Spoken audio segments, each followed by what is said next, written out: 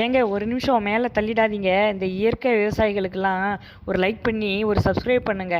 அப்பதான் நம்மளோட விவசாயிகளுடைய கஷ்டம் என்னன்னு உங்களுக்கும் புரியுங்க.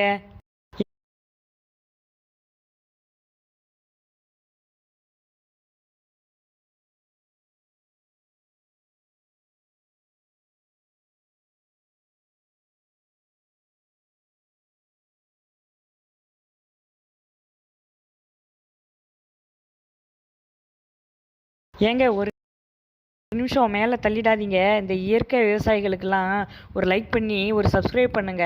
அப்பதான் நம்மளோட விவசாயிகளுடைய கஷ்டம் என்னன்னு உங்களுக்கும் புரியுங்க.